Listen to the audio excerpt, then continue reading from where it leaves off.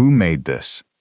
The question crossed the dining room of the Raven Spur relay house and reached Beatrice Holloway in the kitchen, where both her hands were buried in biscuit dough. For one startled second, Bea stopped moving. Men complained about coffee, gravy, beds, horses, and weather. They never asked who cooked for them. Food appeared, plates vanished, and the woman behind the swinging door remained as nameless as the stove. Vernon Sloat laughed from behind the counter. "That'll be the boarding house mule," he said. "She does most anything that requires lifting." A few men chuckled because Vernon owned the room, the whiskey, the bunks upstairs, and the only dry stable for 20 miles. The stranger holding half a biscuit did not laugh. "I asked for her name," he said. The laughter ended. 6 hours earlier, Raven Spur had been no different from any other day. 2 stage crews, a freight outfit, 3 cattle buyers, and a preacher with a lame horse had filled the relay house before noon. Mud covered the porch. Harness bells sounded in the yard. Every opening of the front door sent cold air through the dining room and into the kitchen. Bea worked at the center of the heat. At 31, she had learned not to waste motion. She lifted kettles with folded rags, turned venison with an iron fork, and judged the oven by the pop of cottonwood in the firebox. Her blue-striped ticking apron crossed a full, sturdy body, shaped by years of carrying water, flour, and other people's burdens.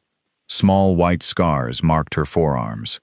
A fresh burn shone beside her left wrist. Vernon called those scars proof she was clumsy. Bea knew they proved one cook had been doing the work of 3. 6 more dinners, Vernon said, entering with his black account book beneath one arm. And cut the venison thin. Those haulers are staying for breakfast. You charged them for full supper portions. He stopped. At the washstand, 18-year-old Lila Crow lowered her eyes and scrubbed a plate harder. Vernon smiled without warmth. "I charge for what I provide." "You provide the plate, I provide what goes on it." The words escaped before caution could catch them. He opened the account book. "You also receive a room, meals, soap, firewood, and lamp oil. That puts you $3.40 deeper this month." "My room has no lamp." "Then you're saving oil." Bea pressed both palms to the work table. 6 years earlier, Vernon had hired her for $12 a month plus board. Before the first month ended, he claimed she owed him for a cracked basin she had never touched. After that came charges for bedding, stove repairs, spoiled meat, broken dishes, and customers who left without paying. Her wages remained ink. The debt became a chain only Vernon could see. Yet Bea felt it whenever she imagined the road beyond Raven Spur. "No one else will carry you through winter," he often reminded her. "You should be grateful I keep the arithmetic generous." Generous arithmetic had swallowed 6 years. Vernon shut the book. More gravy, less meat. He noticed the crock beside Bea's elbow. "What's that?" "Sour milk. Use water in the biscuits. Milk costs money. Water makes them heavy. They're stage drivers, not senators. They still have teeth." Lila made a sound that might have been a cough. Vernon glanced at her, then at Bea. "Use half," he said, "and remember who buys the flour." After he left, the kitchen seemed to breathe again. Lila waited until the doors stopped swinging. "Do you truly owe him?" "He writes that I do. But you work from before daylight until the last pot is clean. His pencil doesn't tire." Lila dried the plate. "Bea?" Hearing her name still surprised her. Most people called her Cook. Vernon called her Holloway when he wanted something, and Mule when he wanted a laugh. "What?" "I think your biscuits are the finest thing here." Bea glanced at the dented Dutch oven by the hearth. She had bought it in Rawlins with nearly all the money left after her mother's burial. Its lid was bowed and one leg had been shortened, but the iron held heat faithfully. It belonged to Bea, not to Vernon, not to his account book. "That isn't difficult," she said. "The finest thing here has little competition." Lila smiled. Bea did not, but something inside her eased. By dusk, the mountains had disappeared behind a gray wall. Ice struck the windows, and teamsters began watching the yard where horses shifted beneath the stable roof. Amos Red entered with water shining in his beard. "North Trail is turning bad," he announced. "Creeks over one bank." Vernon poured him coffee. "You leaving at first light?" "If the bridge holds." "It'll hold. I own timber in that bridge." Amos looked into his cup. "That ain't the same as owning good timber." In the kitchen, Bea mixed the evening biscuits. She rubbed dried mountain sage between her palms until it released its clean, sharp scent. She worked rendered duck fat into the flour, added sour milk, and folded the dough only until it held together. Lila watched. "Why not chop the sage? A knife bruises it against the board. Your hands wake the oil. And why turn the pot?" "The lid leaks heat near the hinge." Bea warmed the empty Dutch oven over coals, placed the biscuits close enough to support one another, fitted the lid, and shoveled coals beneath and across the top. "Quarter turn after 7 minutes," she said. "How do you know 7? "I know how long Vernon talks before repeating himself twice." From the dining room came Vernon's voice. "What this establishment offers, gentlemen, is reliability." Lila bit her lip. The front door burst inward. Wind flung ice across the floor. 3 lantern flames bent nearly flat before the door slammed shut. A tall man entered first, followed by 2 younger packers with faces raw from cold. He wore a plain brown coat repaired at one shoulder. A coil of rope crossed his chest, and a mountain rifle rested in one arm. A pale scar ran from his right eyebrow toward his temple. He surveyed the exits, the stove, and the men nearest the door before looking toward the kitchen. "Stable's nearly full," Vernon said. "Lodging is 50 cents. Feed costs extra. 3 horses," the stranger replied. His voice was low and unhurried. "Rub them dry before grain. My stableman knows his trade. Then he'll agree." Vernon held out his hand. "Name?" "Asa Calder." Amos turned in his chair.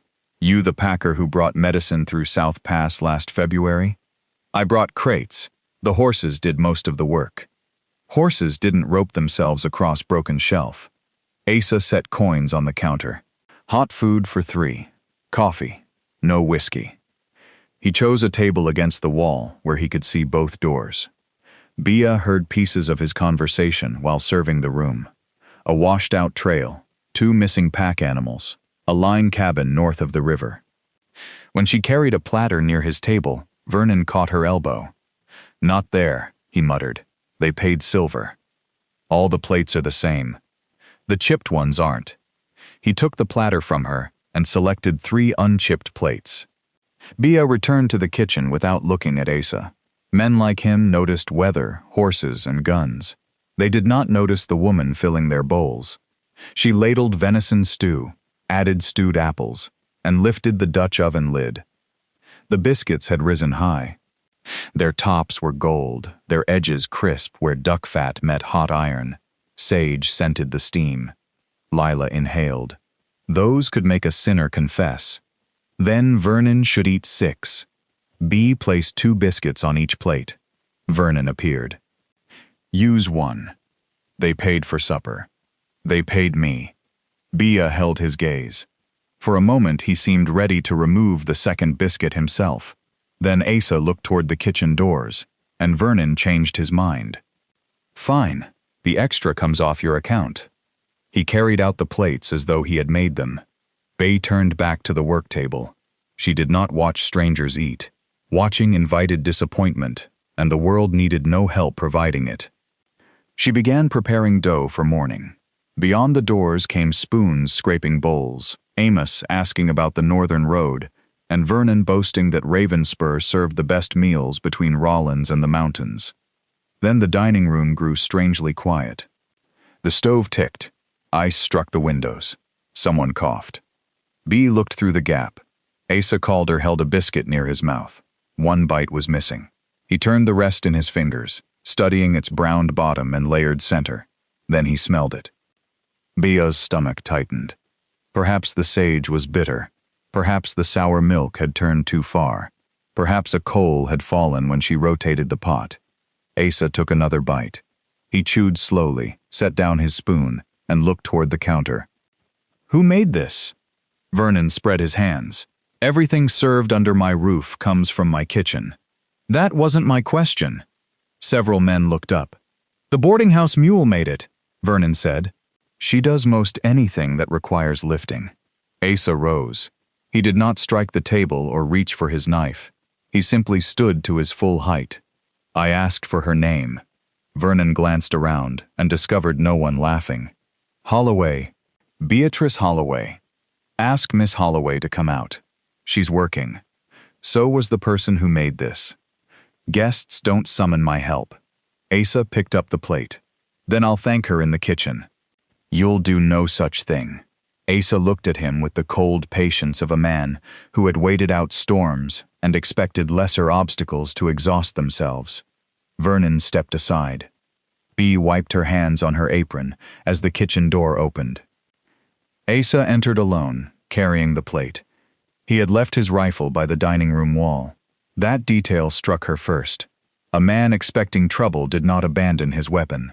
Lila moved toward the washstand. Bea remained beside the table. Was something wrong with your supper? No. Then Vernon can bring you more. I don't need more. Asa removed his hat. Damp, dark hair lay across his forehead. Without the brim shadowing him, he looked less like a figure cut from the storm and more like a tired man who had traveled too long. He placed the plate between them. You heated the pot before the dough went in. Yes, and turned it once. The lid leaks. Near the hinge. Her eyes lifted to his. Yes. He touched the crumbled edge. Sage was rubbed, not chopped. Lila stopped arranging cups. Bea folded her arms. Praise often arrived carrying a request behind its back. What do you want, Mr. Calder? To know whether I was right. About a biscuit? About the person who made it. She did not understand. Asa rested both hands on his hat. My mother kept a way station near the Tennessee line. Roof leaked. Chimney smoked. Travelers complained whether the food was good or not. She baked in an iron pot with a bent lid. A faint smile touched his mouth. She taught me careless hands blame the tools. Skilled hands learn where the heat runs. Bea looked down. Flour remained in the creases near her knuckles. Cloth covered the burn at her wrist. One thumbnail had split below the quick. No one had ever called those hands skilled. I've eaten at forts, ranches, and freight houses from here to the Missouri, Asa said. Most cooks hide poor flour under sugar or grease. You didn't. Vernon counts sugar by the spoon. That isn't why. His certainty unsettled her more than flattery would have. From the doorway, Vernon said, Calder, she has work. Asa did not turn. Then her work should have her name attached to it. Vernon laughed. You planning to print a menu? I'm saying a house that sells a woman's skill and refuses to name her is meaner than it pretends to be. The words changed the size of the kitchen. For years, the room had seemed like the whole world. 4 smoke-dark walls, the range, the washstand, and Vernon's account book passing in and out like a judge. Now, for one breath, Bea saw it as a room someone could leave. Vernon's voice hardened. You know nothing about this establishment. Asa finally looked at him. I know what I ate. I know who made it. That's enough for tonight. He turned back to Bea. I'm building a pass station near North Fork, 12 miles beyond the lower ford. Bea knew the place. Snow closed that stretch before any other road. 2 freight wagons had gone over the slope the previous spring. That is poor country for a business, she said. It is poor country for travelers with nowhere to stop. You building it alone? Mostly. That means slowly. His smile became real. Yes, ma'am. She did not know why that small expression made her chest feel unsteady. Asa put on his hat. I'll come through after the snow breaks. Most men say that to be polite. I'm not known for it. Lila looked down to hide a grin. Bea searched his face for mockery and found none. Why tell me?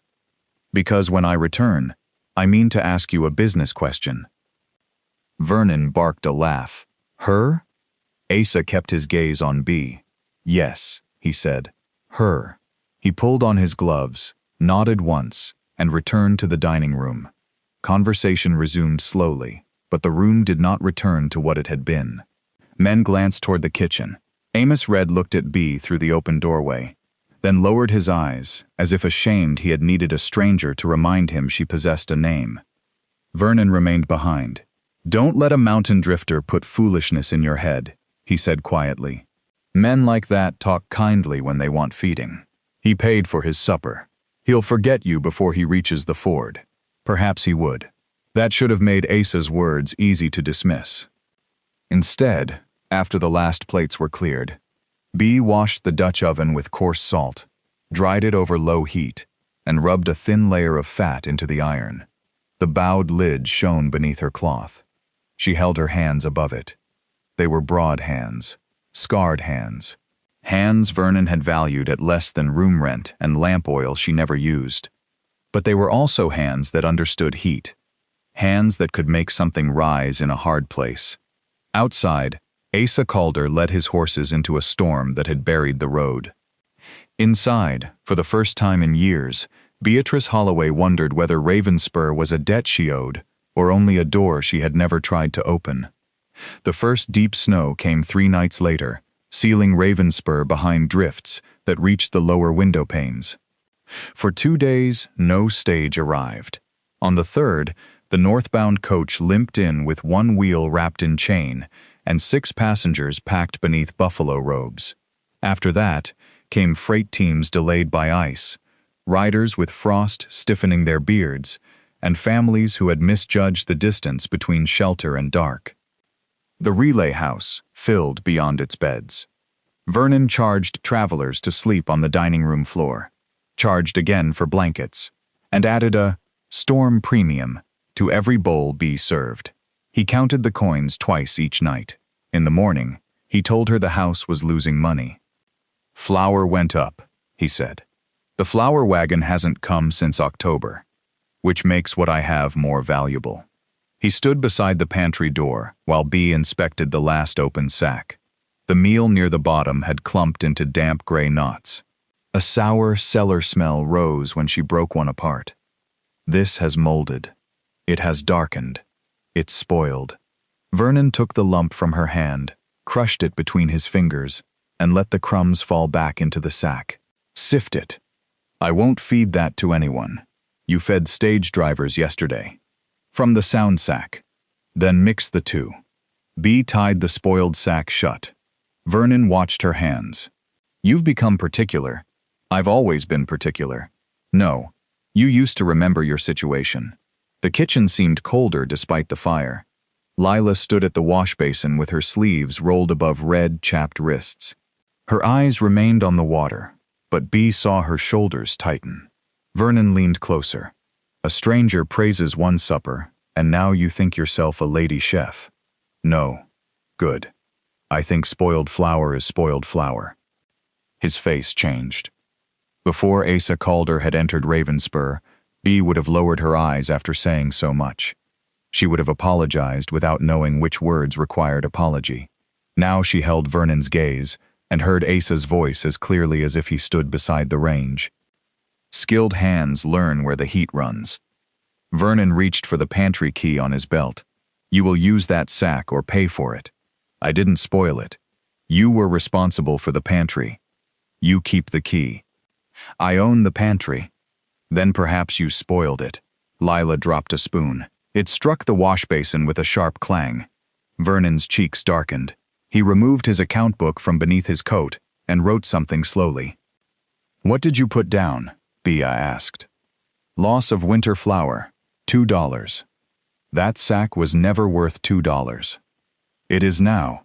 He snapped the book closed. "Use the good flour if your conscience is too grand for thrift.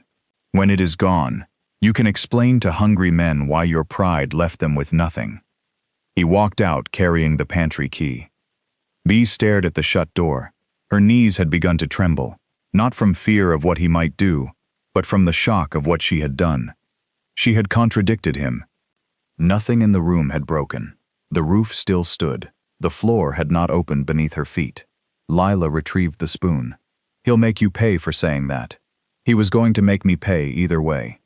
That truth had always existed. Speaking, it changed its shape. Bea used the remaining clean flour for the evening meal. She made smaller biscuits but gave every traveler one. When the last batch came from the Dutch oven, she set aside a single biscuit for herself and ate it at the work table while it was still warm. She could not remember the last time she had done that. Winter settled into a hard routine. Bay rose before the light, broke ice from the pump, and worked until the house quieted after midnight. Vernon reduced the coffee twice, the meat once, and the lamp oil in every guest room except his own. He replaced beef with salt pork, then complained that Bee used too many onions to soften the taste. Each cut appeared in his ledger as a necessity. Each full price remained on the customer's bills. At first, Bee kept count only in her head. 7 suppers for the Miller stage, 11 breakfasts for the eastbound freight crew, 2 sacks of beans delivered on December 9th, $12 monthly wages promised, none placed in her hand. Then, one night, Vernon accused her of using an entire crock of lard in 4 days. It lasted 9, Bee said. His finger ran down a page. 4. You brought it from the cellar the morning the preacher's coach arrived. That was the 3rd. It was the 8th. No. Vernon looked at her as though certainty were an offense. My book says otherwise. For the first time, Bee understood that memory was not enough. Vernon did not need truth if he possessed the only written version. After he left, she cut a clean rectangle from an empty flour wrapper. "What are you doing?" Lila whispered. Bay dipped the kitchen pen into the thin remains of an ink bottle. December 3. 1 crock lard opened. 8 pounds. Her letters were plain and heavy. She had learned sums from her father, before a mill accident took his sight in one eye, and his patience in both. She had not written more than supply lists in years. Lila came closer. "He'll burn it if he finds it." "Then he must not find it." They began with the pantry. Every delivery received a date. Every sack, side of meat, jar of preserves, and measure of coffee was recorded before Vernon locked it away. On separate scraps, Bee marked meals served, rooms filled, and extra work ordered during storms. Lila supplied what Bea could not see. She wiped the dining tables and listened while Vernon charged customers. She noted how many paid cash, how many paid with freight vouchers, and which dishes broke in whose hands. They did not yet call it evidence. They called it remembering on paper. For a hiding place, Lila first suggested a loose board beneath her cot. Bee rejected it. Vernon searched servants' rooms whenever he claimed an item was missing. The pantry was locked. The wood box was emptied daily. The flour bins were obvious. The answer waited beside the hearth. Bee lifted the Dutch oven's removable bottom rack. Beneath it was a shallow space between the iron and the warped tin trivet she used to keep biscuits from scorching. Wrapped in waxed cloth, the scraps fit flat and silent. "No one touches this pot but you," Lila said. "That is because Vernon thinks it too old to steal." Bee lowered the rack. For the first time, the Dutch oven held more than food. It held a version of her life no one else could rewrite. January brought a cold so deep the roof nails cracked at night. A stranded freight crew remained at Ravenspur for 12 days. Bee fed 19 men from stores meant for half that number. She stretched beans with barley, turned venison bones into broth, and saved onion skins for stock. She refused only when Vernon carried in a side of pork that smelled sweet with rot. "Cut away the green!" he ordered. "The whole side has turned." "Boil it long enough." "No." He glanced toward Lila. "Leave us." Lila dried her hands but did not move. "Now." Bee nodded once to her. "Go check the stove in the dining room." When the door closed, Vernon laid the bad meat on the butcher block. "You cost me $2 in flour. The damp cost you flour. Now you mean to cost me 6 in pork. Rot cost you pork. You have an answer for everything since Calder passed through." Bee's pulse stumbled at the name. Vernon saw it and smiled. "There it is. You have been waiting for him. I have been working. You think he is coming back to carry you into the mountains?" He said he had a business question. Vernon laughed softly. Men say curious things when they are warm, full, and on their way elsewhere. Bea looked at the pork rather than his face. This cannot be served. He saw a lonely woman and gave her a kind word. You built a future out of it. The cruelty landed because part of her had feared the same thing. Vernon stepped close enough that she could smell cloves on his breath. Calder won't return, and even if he does, he will not take on your debt. My debt is my concern. Your debt is $103. Bea looked up. Last month you said 76. Winter charges. What charges? Room heat, food, lost flour, lost meat, insolence, if I decide to value it. You cannot charge me for refusing rotten food. I can charge whatever keeps this house solvent. He tapped the meat. Cook it. No. His hand moved so quickly she thought he might strike her. Instead, he swept a crock from the table. It shattered against the wall. When Lila rushed back, Vernon pointed at the pieces. Put that on Holloway's account. He left the spoiled pork where it lay. Bea waited until the kitchen door shut. Then she carried the meat outside and buried it beneath the ash pile, where no hungry dog could reach it. That night, she added $6 for pork and 50 cents for the broken crock to her record. Beside those charges, she wrote one word: false. By February, Amos Red had begun lingering near the kitchen after supper. He never mentioned Asa directly. He brought in firewood without being asked, and once repaired the handle of Bea's flour scoop. The first time he said, "Evening, Miss Holloway," the title sounded awkward in his mouth. Bea answered without rescuing him from the awkwardness. One night, he set his empty plate beside the wash basin. Those dumplings were good. Thank you. He rubbed his beard. Food has been good here a long while. Yes. I suppose I should have said so before. Yes. Amos accepted the answer with a slow nod. He glanced toward the dining room, where Vernon was adding figures at the counter. Hard winter. Lot of teams through. 28 since the first snow. That many? 28 freight and stage outfits, not counting single riders. Amos studied her. You keep track? I remember. He looked at the Dutch oven near the hearth, then back at her face. I drive the Rollins line. I remember too. It was not a promise, but Bea stored it carefully. The snow began to soften in March. Water dripped from the eaves at noon and froze again by evening. Mud appeared in dark patches along the road. Every southbound rider carried news of open crossings, collapsed sheds, washed bridges, and men who had not survived the cold. None carried word of Asa Calder. Bea told herself she did not listen for it. Still, whenever bells sounded in the yard, her hands paused before her mind could stop them. Whenever a tall man entered beneath a low hat, hope rose and embarrassed her. April came. The lower Ford reopened. Asa did not. By then, Bea's waxed packet had grown too thick for the space beneath the Dutch oven rack. She and Lila copied the figures into a school copybook found in a traveler's abandoned trunk. The totals astonished them. 6 years of promised wages could not be reconstructed, but 4 winter months could. Vernon had charged for 189 suppers, then entered kitchen provisions as if he had fed nearly twice that number. He had billed Bea for flour delivered before the first snow, though Amos had seen Vernon sell 2 sacks to a mining camp. He had charged her for broken dishes that appeared on customer receipts. Most striking of all, her room and board exceeded the wages he claimed to pay her. He made the debt so it could never shrink, Lila said.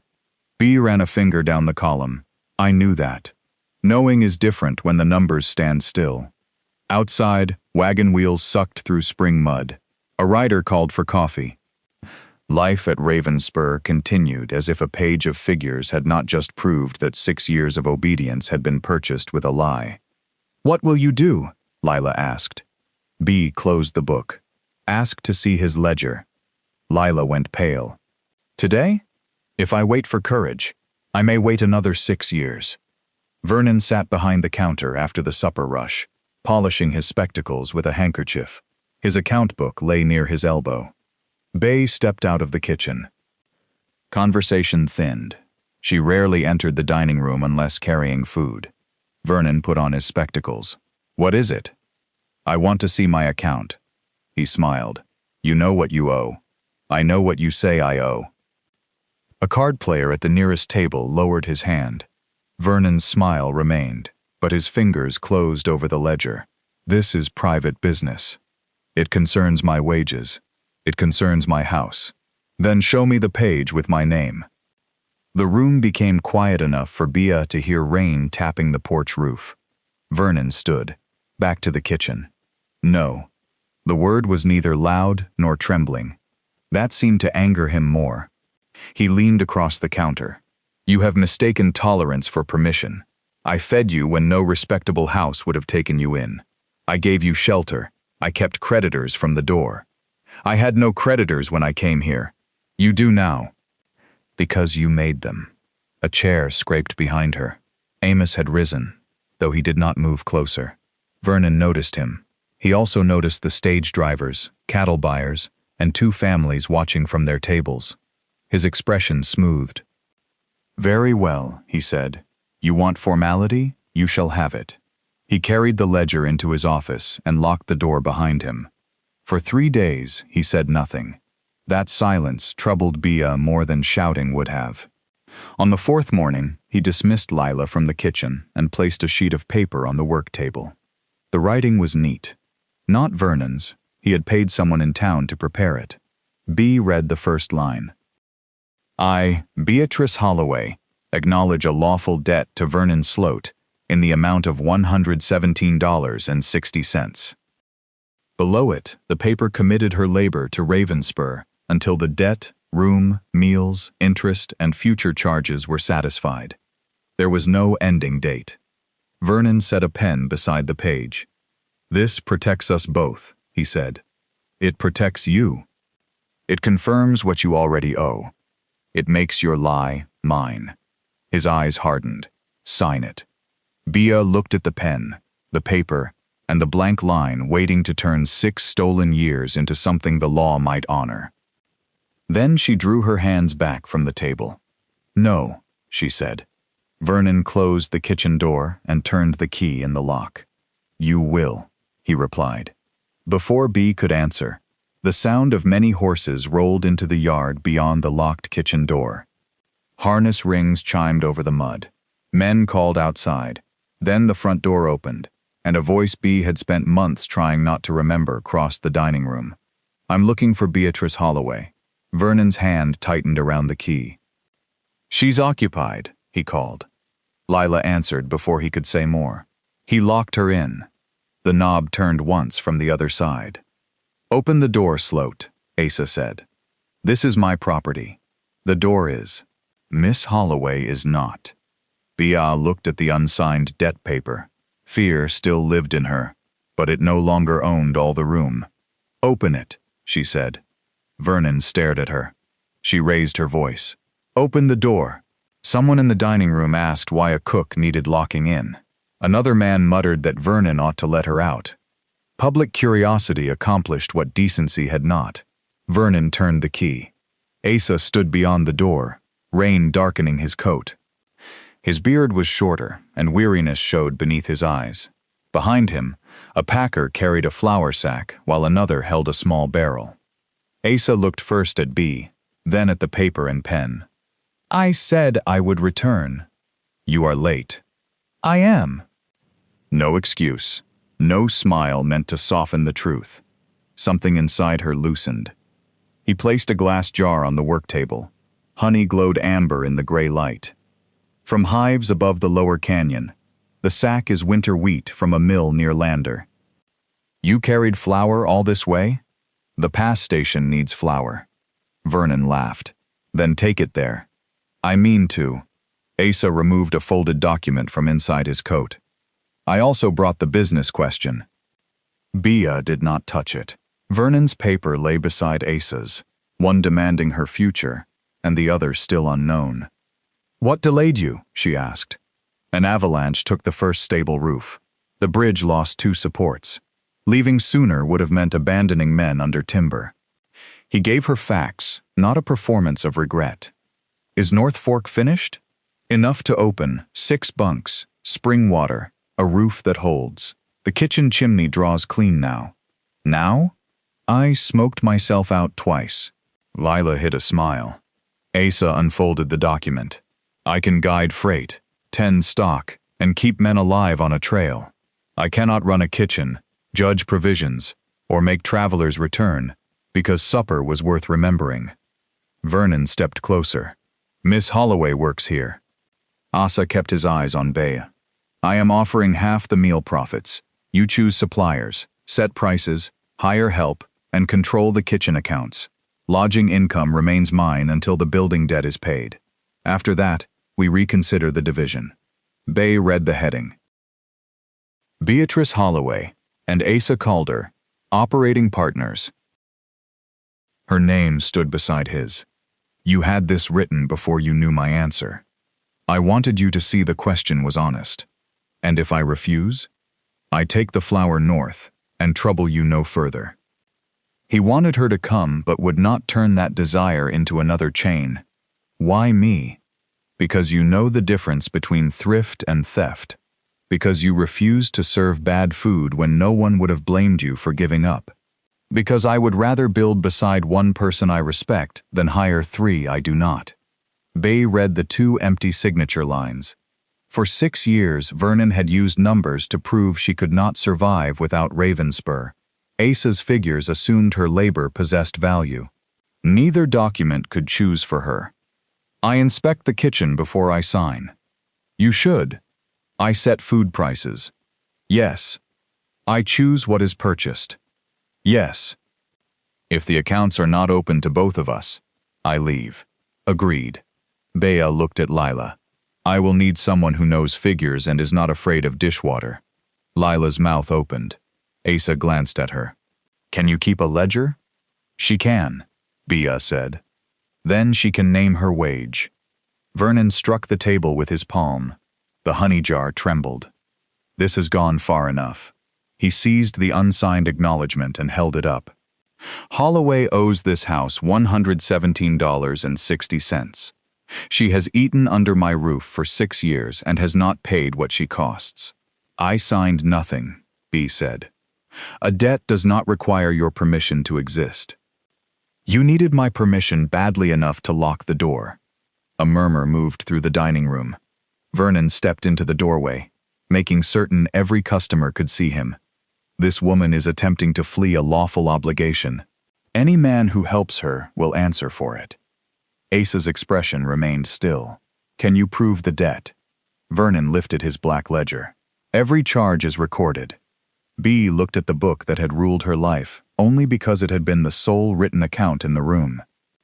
Then she looked toward the Dutch oven. Lila followed her gaze. Vernon saw the exchange. What have you done? He asked.